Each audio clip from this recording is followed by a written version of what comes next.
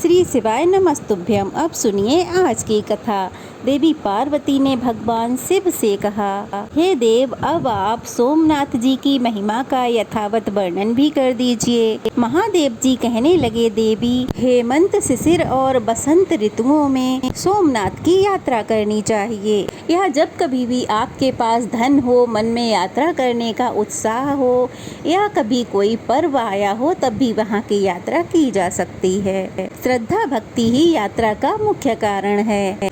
अपने घर में ही नियम लेकर भगवान शिव की आराधना करें, फिर श्राद्ध करके अपने गांव की परिक्रमा करें। इसके बाद मौन और एकाग्रचित होकर अपनी इंद्रियों को और मन को बस में रखते हुए यात्रा करें।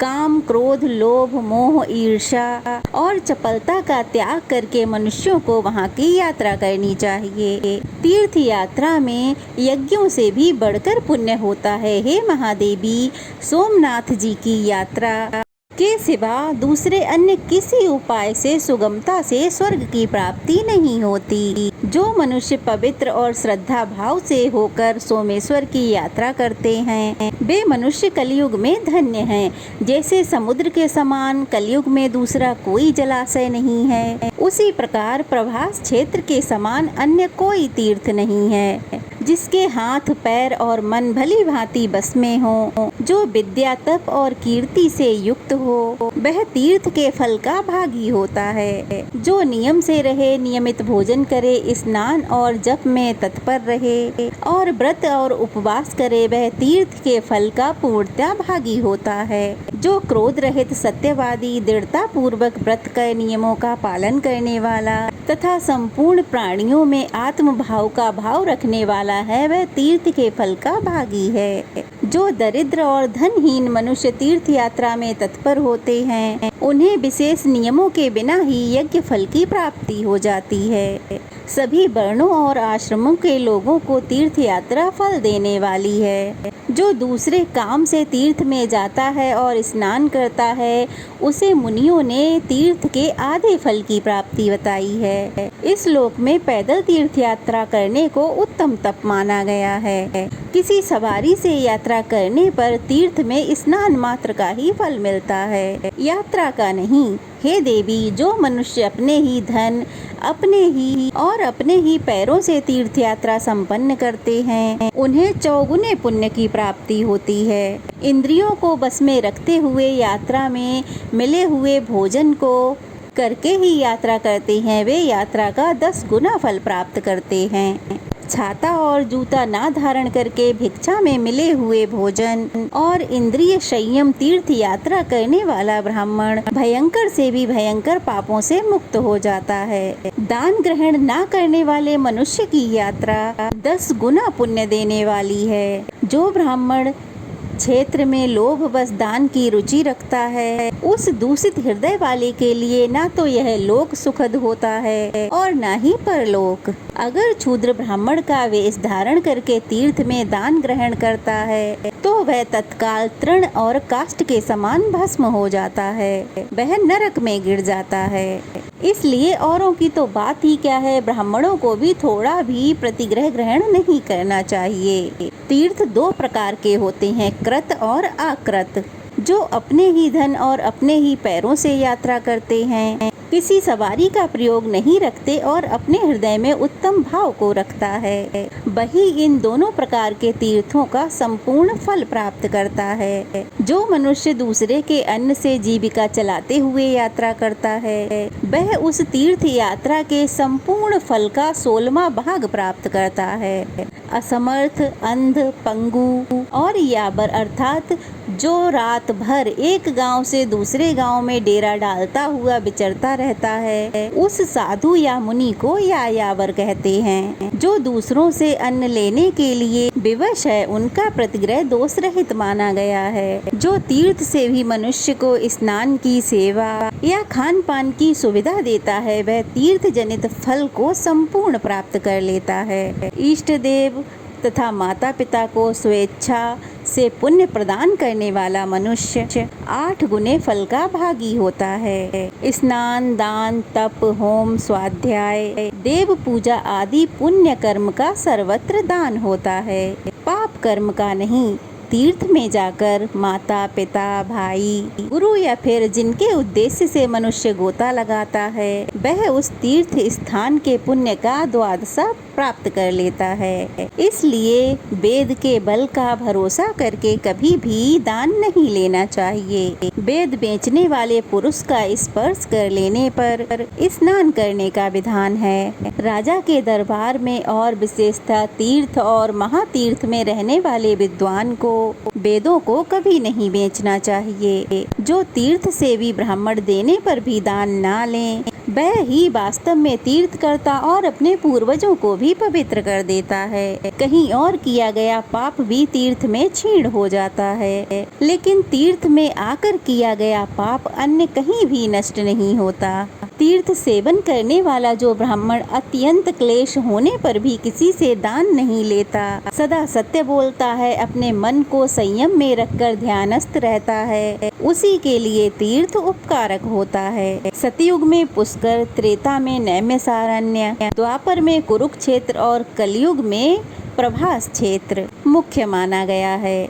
एक मनुष्य सहस्त्रों युगों तक एक पैर पर खड़ा होकर तपस्या करता है और दूसरा केवल प्रभास क्षेत्र की यात्रा करता है, तो दोनों का फल एक समान है। प्रभास तीर्थ में पहुंचकर मनुष्य सवारी छोड़ दे और अपने ही पैरों से पैदल चले, नाचते, हंसते, गाते, तीर्थ यात्रा करते हुए सोमेश्वर देव के समीप जाए। वहाँ सबसे पहले जटाजूटधारी भगवान शिव का दर्शन करे। सोमनाथ जी के सामने स्थित हुए उस पुरुष को देखकर पितर सदैव संतुष्ट होते हैं। पितामह हर्ष ध्वनि करते हैं और कहते हैं, हमारे वंश का सुपुत्र हमें तारने के लिए आया है। सोमनाथ जी के समीप जाकर पहले शौर कराएं, उपवास करें। गंगा जी के समान कोई तीर्थ नहीं है, कृष्ण के समान दूसरी गति नहीं है, गायत्री के समान दूसरा जपनीय मंत्र नहीं है, ब्याहरती होम के समान होम नहीं है, और तीर्थ में उपवास करने से बढ़कर और कोई ऐसा उपाय नहीं है जो पापियों के सब पापों को शांत करने वाला तथा सब पुरुषों को उनके अभीष्ट फल देने वाला हो। देव स्थान में उपवास करने का विशेष विधान है। उपवास ही ब्राह्मण का श्रेष्ठ तप कहा गया है।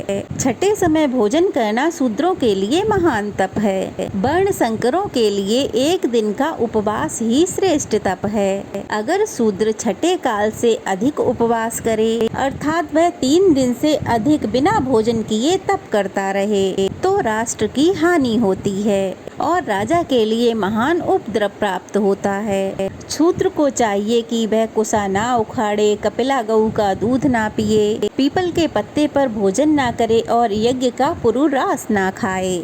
शूद्र के कर्म केवल देवताओं को नमस्कार करने से ही सिद्ध हो जाते हैं। मंत्र युक्त प्रार्थना की कोई आवश्यकता ही नहीं रहती। शूद्र के लिए जिन कर्मों का निषेध किया गया है, अगर वह उन्हें करता है तो वह अपने पितरों के साथ घोर नरक में डूब जाता है। जिसने अपनी 11 इंद्रियों को बस में कर लिया है, वही तीर्थ का फल पाता है। दूसरे अजितेंद्रिय मनुष्य केवल क्लेश के भागी होते हैं। जो मनुष्य तीर्थ में पितरों का श्राद्ध और स्नान करता है तथा सब प्राणियों के हित में संलग्न रहता है, वही तीर्थ के पूर्ण फल को पाता है। जो पाखंडी, लोभी, पर स्त्री परायण होकर तीर्थ यात्रा करता है, वह केवल पाप का ही भागी होता है। महादेवी ऐसा जानकर मनुष्य तीर्थ यात्रा करे। पहले तीर्थ में उपवास करके श्रद्धा पूर्ण होकर दृढ़ता पूर्वक उत्तम व्रत का पालन करे। उसके बाद वहाँ भोजन करे।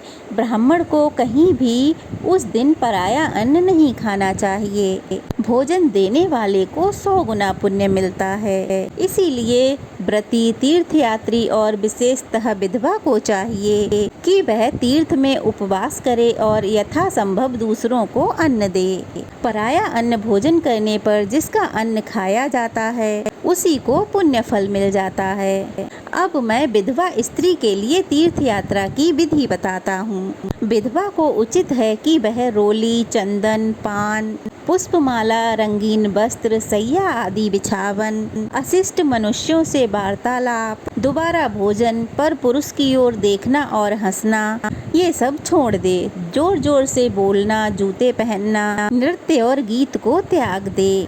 केस रखना, आँखों में काजल लगाना, उबटन लगवाना, उल्टा स्त्रियों से बात करना और पंडिताई दिखाना छोड़ दे। यति, ब्रह्मचारी और विधवा ये तीनों नित्य स्नान और श्वेत वस्त्र धारण करें। सतयुग में तप उत्तम है, त्रेता में ध्यान, द्वापर में यज्ञ और कलयुग में केवल दान ही श्रेष्ठ बताए गए हैं। मुनि लोग प्रभास में पहुंचकर कृच्छ चांद्रायण व्रत करते हैं और दूसरे लोग कलयुग में प्रभास क्षेत्र में जाकर ब्राह्मणों को विधि पूर्वक दान देते हैं, किंतु वे उस दान से ही तपस्या का फल पा लेते हैं। धान्य, रत्न, गुड़, स्वर्ण, तिल, रुई, शक्कर, घी, नमक और चांदी यह 10 पर्वत कहे गए हैं, अर्थात धान्य पर्वत, रत्नमयी पर्वत आदि रूप से इन वस्तुओं के पर्वत ढेरी का दान करना चाहिए।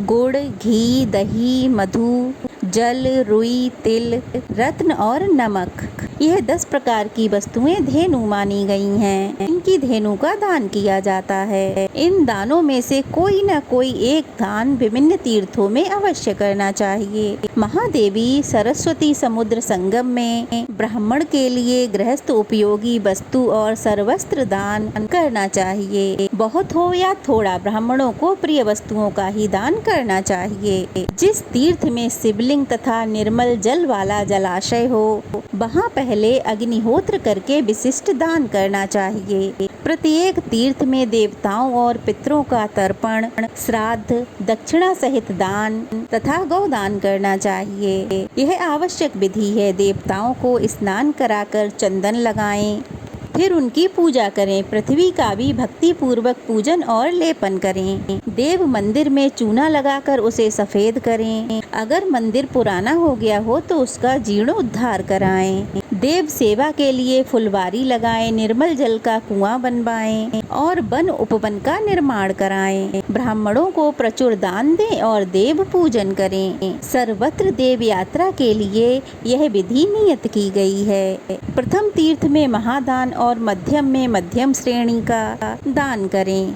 गौदान तो सभी तीर्थों में करने योग्य है। इस प्रकार भक्ति पूर्वक दान करके मनुष्य अपने जन्म का फल प्राप्त कर लेता है।